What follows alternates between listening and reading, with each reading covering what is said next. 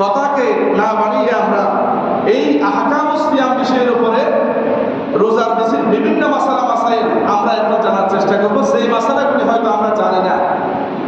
আপনার নামাজের যেমন মাসালা মাসাইল আছে, হজের যেরকম মাসালা মাসাইল আছে, যাকাতের যেরকম মাসালা মাসাইল আছে, ঠিক তেমনি রমজান মাসে রোজার অনেকগুলি মাসালা মাসাইল আছে যেগুলো আমরা জানি না।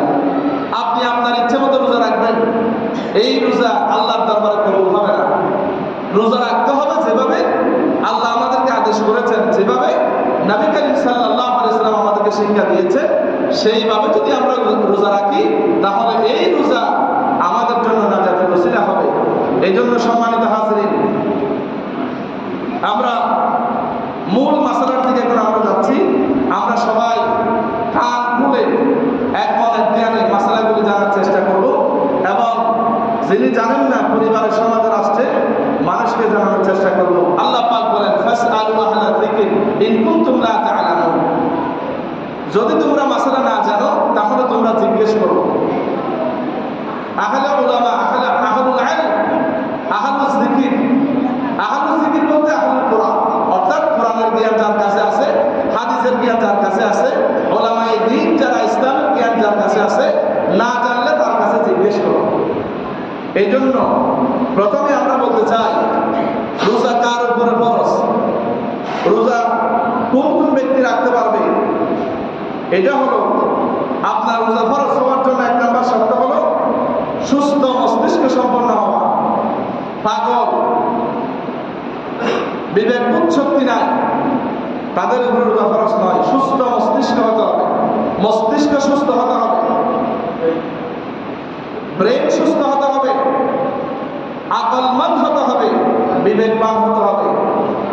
2 নম্বরে বালেগ হতে হবে, নাবালেগের উপরে রোজা ফরজ নয়। 3 নম্বরে মুসলমান হতে হবে। সুতরাং সুস্থ মস্তিষ্ক সম্পন্ন ব্যক্তি, বালেগ হতে হবে, মুসলমান হতে হবে। অসুস্থ অথবা মুসাফিরের উপরে রোজা ফরজ নয়। মুসাফির অবস্থায় আপনার উপর রোজা ফরজ নয়। আল্লাহ পাক আপনাকে ছুটি দিয়েছেন, আপনি এখান থেকে ব্যবসার উদ্দেশ্যে অন্য জায়গায় গেছেন, আপনি উমরাতে গেছেন, হজে গেছেন, আপনার উপরে রোজা ফরজ নয়। যখন আপনি রোজা রাখবেন, যখন আপনি মুকিম হয়ে যাবেন, যখন আপনি দেশে আসবেন, তখন আবার আপনার উপরে রোজা ফরজ হয়ে যাবে। অর্থাৎ এই রোজা রাখার হুকুম হলো ফরজ আইন। এই ফরজ আইনের উপরে কোনো বিধান নেই। রোজা রাখা এটা ফরজ আইন। ফরজ আইনের উপরে শরীয়তের কোনো বিধান নেই। যেমন আমরা জানাজার নামাজ পড়ি, জানাজার নামাজ ফরজ, কিন্তু এই ফরজ আর এই ফরজের মধ্যে পার্থক্য আছে। জানাজার নামাজ ফরজে কিফায়া, অর্থাৎ জানাজার নামাজ যদি সমাজের কয়েকজন লোকে পড়ে সবার কাছ থেকে আদায় হয়ে যাবে, তবে সবাই পড়লে সওয়াব পাবে। কিন্তু রোজা যদি পরিবারের একজন রাখে আদায় হবে না। ফরজ আইন বলতে সবার জন্য ফরজ। যদি সুস্থ মস্তিষ্ক বালেগ মুসলমান হলে তাদের উপরে রমজান রোজা রাখা ফরজ আইন। এরপরে রোজাকে যারা অস্বীকার করবে, রোজাকে যারা অস্বীকার করবে তারা কাফের হয়ে যাবে, ফাসিক হয়ে যাবে, আল্লাহর কাছে সবচেয়ে বড় গুনাহগার হবে। এরপরে ইচ্ছাকৃতভাবে যদি কেউ রোজা না রাখে, সুস্থ মানুষ রিক্সা চালায় অথবা সামান্য টুকিটাকি কাজ করে, রোজা রাখে না, আল্লাহর কাছে সে ফাসিক হিসেবে, কবিরা গুনাহগারী হিসেবে, বড় অপরাধী হিসেবে সে সাব্যস্ত হবে। এবার আসেন রোজার নিয়ম। রোজার রমজানের রোজা রাখা যেমন ফরজ, রমজানের রোজার নিয়ত করাও ফরজ।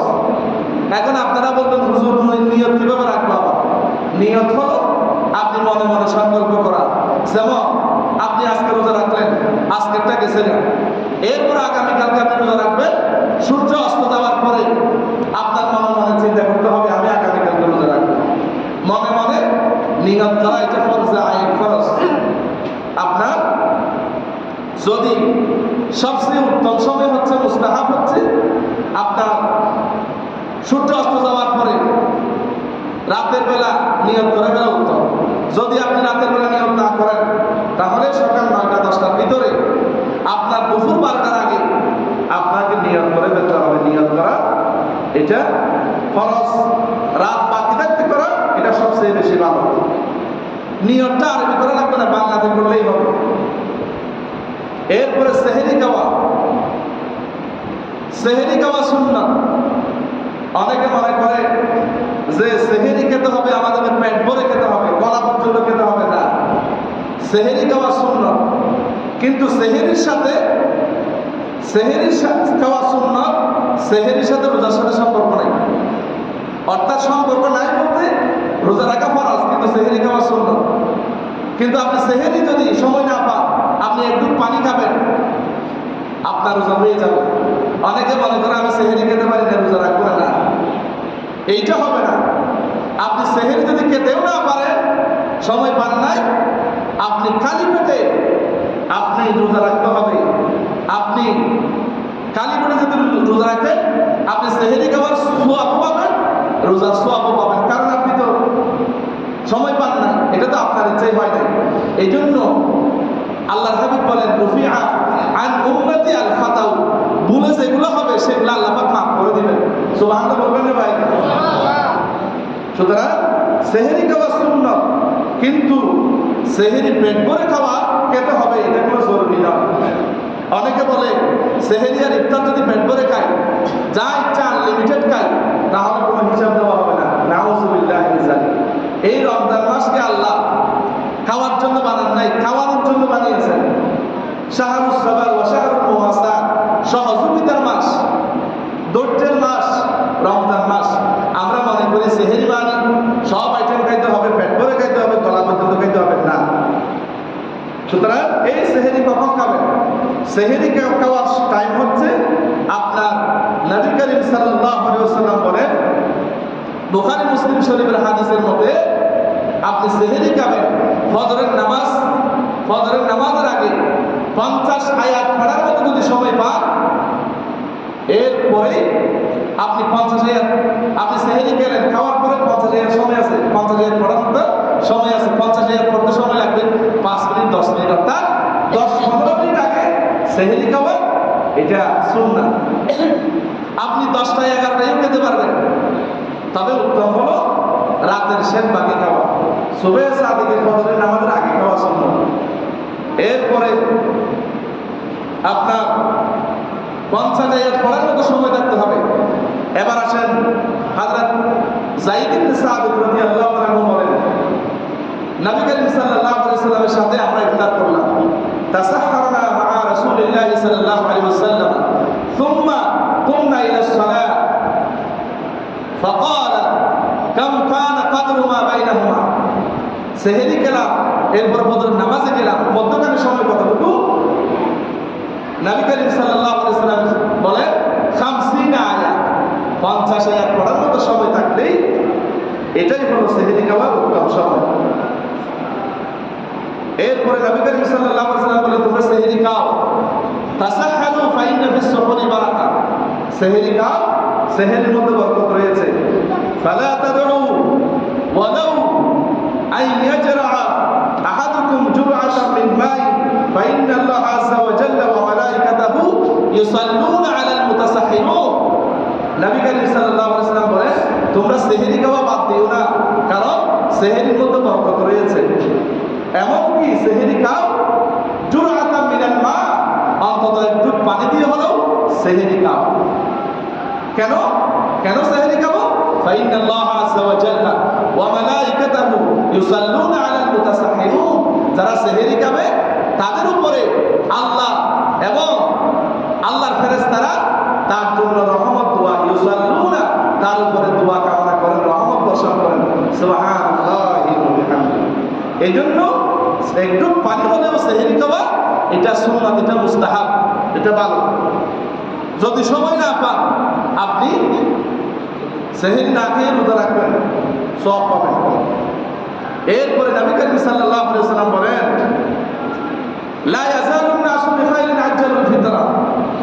নবী করিম সাল্লাল্লাহু আলাইহি ওয়াসাল্লাম বলেন যে লা ইয়াজালুন নাসু বিখাইরিন, মানুষেরা ততক্ষণ পর্যন্ত কল্যাণ লাভ করবে যতক্ষণ পর্যন্ত তারা তাড়াতাড়ি ইফতার করবে।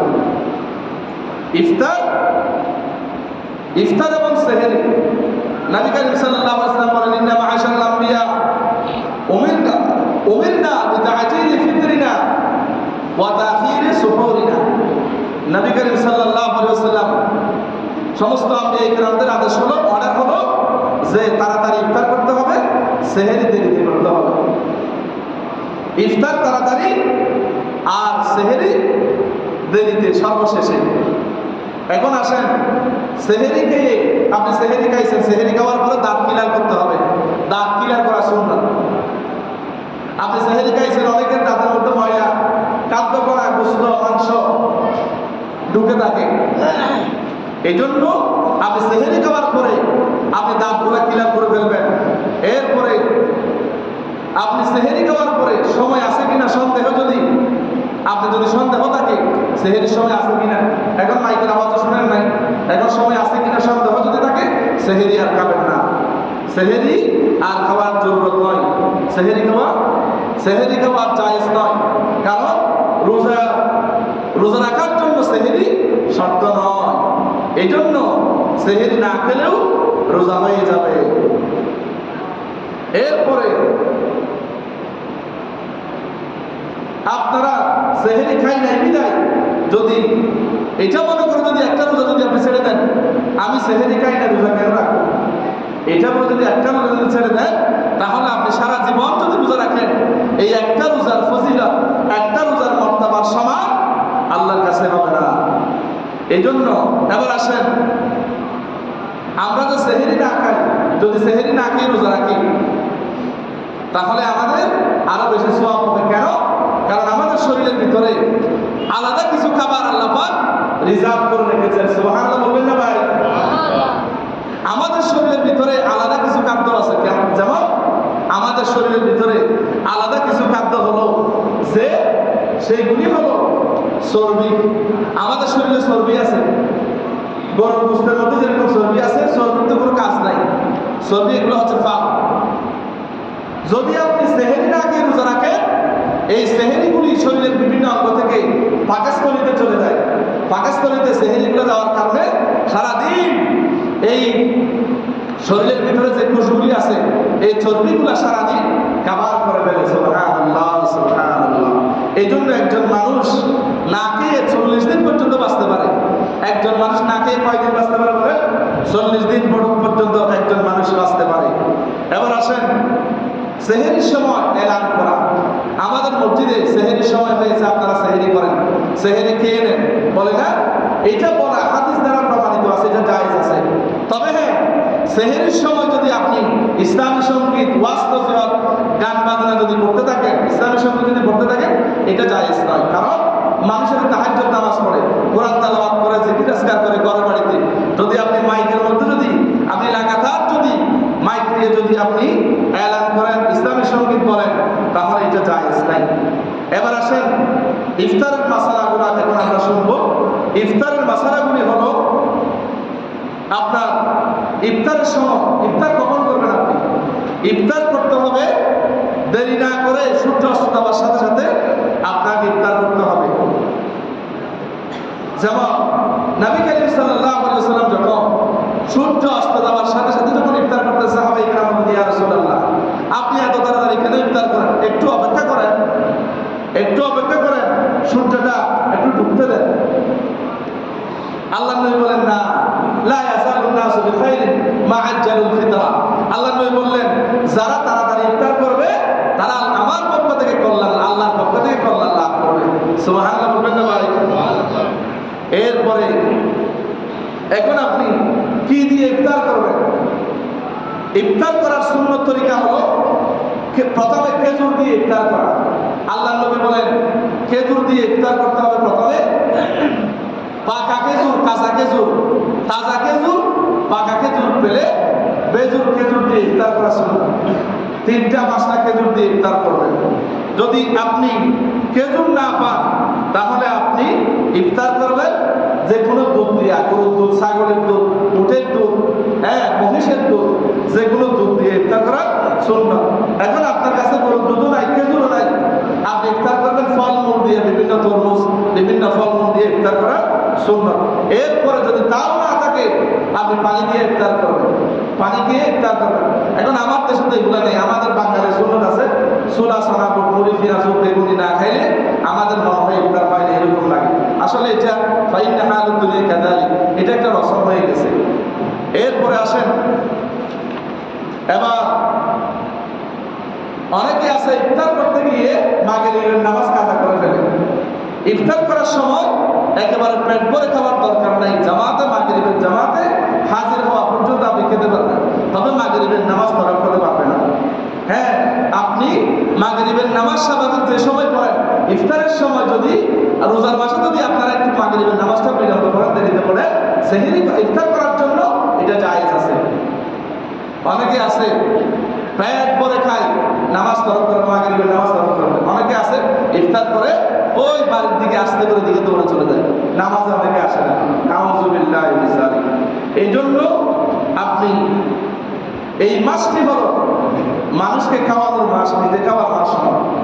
এই জন্য আমরা মানুষকে ইফতার করাবো, মানুষকে দান করবো, দান খয়রাত করবো। কারণ এই মাসে কতটুকু আল্লাহ পাক সওয়াব দিবেন এটা আনলিমিটেড। রোজার সওয়াব কতটুকু? এই যে একটা রমজান মাস মানে আপনার 70 মাসের সওয়াব। সুবহানাল্লাহ বলবেন না? সুবহানাল্লাহ।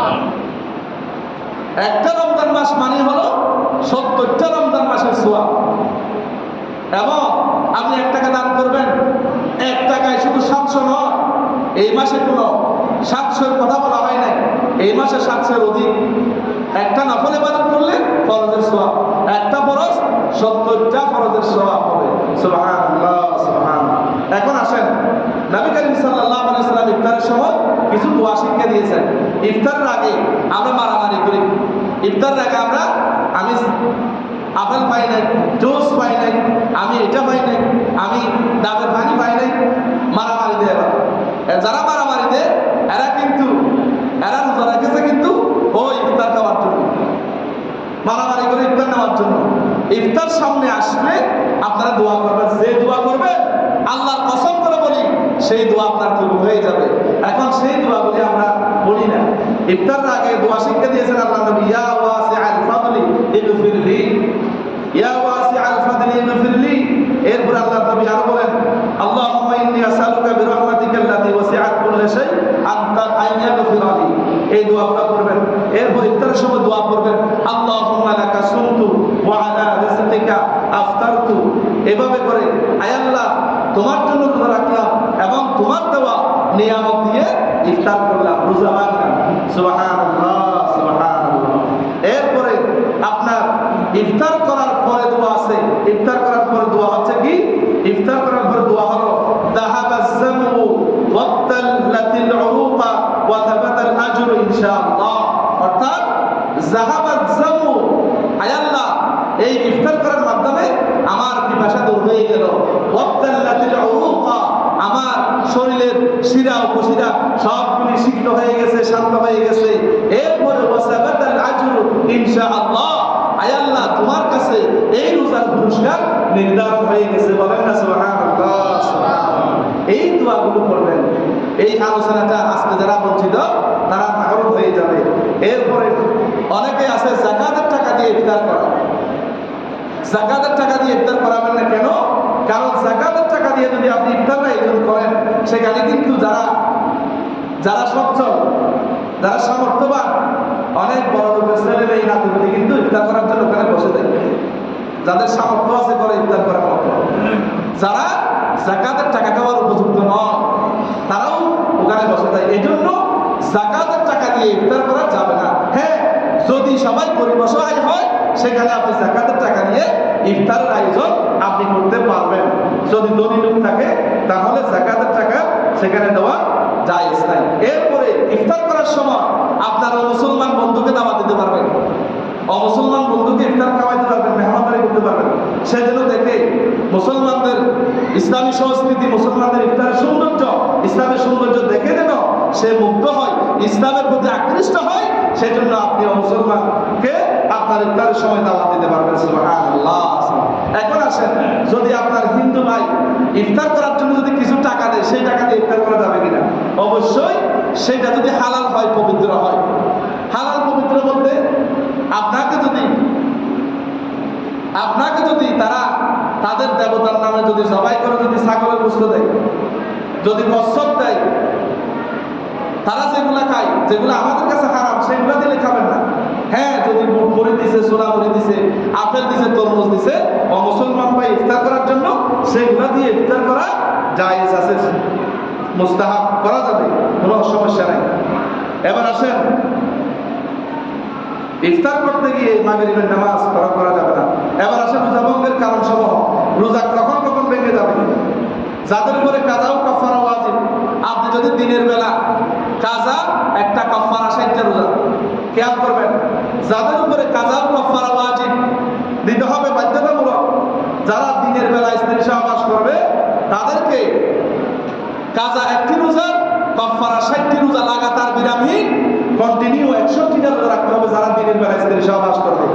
2 নম্বরে যারা ইচ্ছাকৃতভাবে দিনের বেলা খাবার খাবে, যারা বিড়ি সিগারেট খাবে, তাদেরকে 61টা রোজা লাগাতার আদায় করতে হবে। এরপরে আল্লাহ পাক শরীরের ভিতরে 4টা ছিদ্র দিয়েছেন, একটা হলো মুখ, আর একটা হলো নাক, আর একটা পায়খানা রাস্তা, আর একটা পেশাবের রাস্তা। এই রাস্তা দিয়ে যদি কোনো কিছু আপনি প্রবেশ করান, যদি ইনহেলার নেন, যদি আপনি মুখ দিয়ে কোনো কিছু গেলেন, অথবা আপনি অথবা ড্রপ দিলেন, এমন একটা ড্রপ দিলেন, আপনার ড্রপের কারণে যদি আপনার মুখের মধ্যে যদি সেই পানি যদি ঢুকে যায়, তাহলে আপনাকে 61টা রোজা আপনাকে লাগাতার রেখে দিতে হবে। এরপরে আসেন, যেসব কারণে শুধু কাজা করবে, শুধু একটা রোজা রেখে দেবে, তারা কারা? যদি গোসল করতে গিয়া মূল বসতে যদি পানি ঢুকে যায়, তাহলে একটা রোজা রেখে দেবে, এটা হলো কাজা আদায় করবে। এরপরে কিন্তু আপনি গোসল করতে গেছেন, এখানে আপনার মূলে পানি ঢুকে গেছে, কেউ জানে না, আপনি জানেন, কিন্তু একটা রোজা আদায় করতে হবে। তবে আপনি গিয়ে বাসায় গিয়ে দুপুরে ভাত খেতে পারবেন না, কোনো কিছু খেতে পারবেন না। এটা রোজার একটা সম্মান রক্ষা করা। বলেন সুবহানাল্লাহ, সুবহানাল্লাহ। একটা রোজা রাখবে। এরপরে যারা কুলি করার সময় অসতর্কভাবে পানি ঢুকছে, অথবা নাকে ওষুধ ঢুকে গেছে, নাক দিয়া নাকের ওষুধ খাদ্যনালীতে যদি চলে যায়, খাদ্যনালীতে না গেলে অসুবিধা হবে না, দিতে পারবেন। হযরত ইমাম আবু হানিফার মতো অসুবিধা হবে না, তবে এই অন্যান্য ইমামের বেলায় রোজা মাকরুহ হয়ে যাবে। এর ইচ্ছা করে বমি করলে, অনেকে যদি হাত ঢুকিয়ে দিয়ে যদি বমি করেন, তাহলে আপনার রোজা নষ্ট হয়ে যাবে, একটা রোজা রাখতে হবে। এরপরে নিয়ত ছাড়া যদি রোজা রাখেন, আপনাকে আরো একটি রোজা কাজা করতে হবে। এরপরে মুখ থেকে যদি রক্ত বের হয়, রক্তগুলো যদি খেয়ে ফেলেন, তাহলে আপনার আরেকটি রোজা কাজা করতে হবে। এরপরে সূর্য ডুবে গেছে মনে করে আপনি ইফতার করে ফেললেন, সূর্য ডুবার আগে ইফতার করলেন আপনি, তাহলে আপনাকে কাজা করতে হবে। এরপরে মহিলাদের দিনের বেলা হায়েস হয়ে গেছে, মাসিক শুরু হয়ে গেছে, আপনার একটা রোজা পরবর্তীতে কাজা করবে। এরপরে রোজার কথা বলে গিয়ে দিনের বেলা খাবার খাইলেন, এখন আপনার কি অবস্থা হবে? এখন দিনের বেলা অনেক সময় রোজা রাখছে, এটা মনে নাই, আপনার রোজা ভাঙবে না। কেন? কারণ নবী করিম সাল্লাল্লাহু আলাইহি ওয়াসাল্লাম বলেন, ইন্নামা হুয়া রিজকুন সাআল্লাহু লাকুম। আল্লাহ পাকের হাবিব বলে, এটা আল্লাহর পক্ষ থেকে তোমার জন্য রিজিক, আল্লাহ পাক তোমাকে এটা পান করাইছেন। আপনি ভুলে জানেন না, পানি খাইছেন, খাবার খাইছেন, রোজা ভাঙবে না। অনেকে আছে রোজা ভেঙে গেছে মনে করে আবার ভাত খায়, খাবার খায় না, কোনো কিছু খেতে পারবেন না, আপনার রোজা ভাঙে নাই। যা খেয়েছেন এটা আল্লাহর পক্ষ থেকে খেয়েছেন, তবে কেউ দেখলে স্মরণ করে দিতে হবে। ইসলাম কত সুন্দর সহজ। যদি আপনি খাবার খাইতেছেন, এমন একটা লোক একেবারে ঠিক, একেবারে দুর্বল, হাড্ডি ছাড়া কিছু নাই, সেই খাবার খাইতেছে রোজা রেখে, তাকে আপনি বলবেন না, কোনো কিছু বলার দরকার না, সে খেয়ে নিন। এরপর তার যখন মনে আসবে আমি রোজা রাখলাম, খাইলে, তাহলে তার রোজা হয়ে যাবে। সুবহানাল্লাহ বলবেন না ভাই? এটা হলো ইসলামের সৌন্দর্য, ইসলাম সুন্দর। এরপরে যেসব কারণে রোজা বন্ধ হয় না, রোজা ভাঙবে না। ভুলে পানাহার করলে, যেমন হাদিসের মধ্যে আছে, মান নাসিয়া ওয়া হুয়া সাইম ফাআকালা ওয়া শারিবা ফালিয়াতিম্মা সাওমাহু। যে ভুলে খাইলো, পান করলো, সে রোজাটা পূর্ণ করবে। আল্লাহ নবী বললেন, ফাইন্নামা তামাআহু ওয়া সাকাহুল্লাহ। নিশ্চয় আল্লাহ তাআলা এই পানি, এই খাবার আল্লাহ তাকে পান করাইছেন, খাওয়াইছেন আল্লাহ। সুবহানাল্লাহ। এরপরে চোখে সুরমা দিলে রোজা ভাঙবে না। সুরমা দেওয়ার নিয়ম হলো, পুরুষেরা সুরমা দিবে রাতের বেলা, মহিলারা সুরমা দিবে দিনের বেলা। কারণ কেন? 3 বার 5 বার সুরমা দেওয়া ঘুমানোর সময় পুরুষের সুন্নাত, দিনের বেলা সুরমা দিবে মহিলারা, কারণ এগুলো মহিলাদের সৌন্দর্য। এখন আমি যদি দিনের বেলা ভালো করে সুরমা দিই তাহলে আমাকে মেয়ের মতো লাগবে, মেয়ের মতো সুন্দর লাগবে। এই জন্য দিনের বেলা পুরুষের জন্য সুরমা দেওয়া জায়েজ নাই। সুন্নত হলো আপনার রাতের বেলা পুরুষেরা সুরমা দেওয়া। এরপরে দিনের বেলা স্বপ্নদোষ হয়েছে, রোজা ভাঙবে না। এরপরে অনিচ্ছাকৃতভাবে কর্মী হয়েছে, আপনার রোজা ভাঙবে না। এরপরে মাথায় তেল নিলেন, রোজা ভাঙবে না। এরপরে গলায়, যেমন অনেক সময় আমরা যখন কেরাত করি অনেক সময় মশা মাছি ঢুকে যায়, মশা মাছি অনেক সময় ঢুকে যায়। এভাবে যদি মশা মাছি যদি ঢুকে যায় তাহলে রোজা ভাঙবে না। আপনি হঠাৎ করে আপনি অচেতন হয়ে গেলেন, একটু করে বেহুশ হয়ে গেলেন, তাহলে রোজা ভাঙবে না। যেসব কারণে রোজা মাকরুহ হবে, এক নম্বরে মিথ্যা কথা বললে।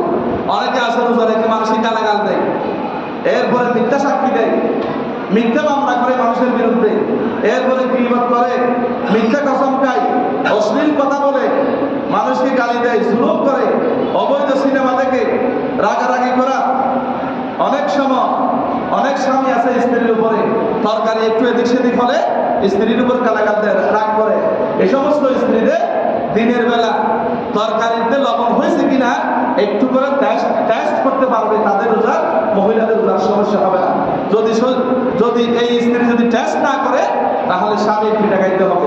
স্বামীর পিঠা থেকে বাঁচার জন্য যদি সে তরকারি একটু যদি লবণ দেখে তাহলে তার রোজার কোনো সমস্যা হবে না। হ্যাঁ, এরপরে আসেন, অনেকে আছে অনেকগুলা মুখের মধ্যে থুতু নিয়ে জমা করে যে গিলে ফেলে, বেশি থুতু জমা করে গিলে ফেললে রোজা মাকরুহ হয়ে যাবে। এরপরে দিনের বেলা ব্রাশ করা, এরপরে লজ্জাকর অশালীন আলাপ করা, রোজা মাকরুহ হয়ে যাবে। দুশ্মনী করা, মানুষের সাথে দুশ্মনী করা, এরপরে গান বাজনা শোনা, অশালীন গান বাজনা শোনা, এটা রোজা মাকরুহ হয়ে যাবে।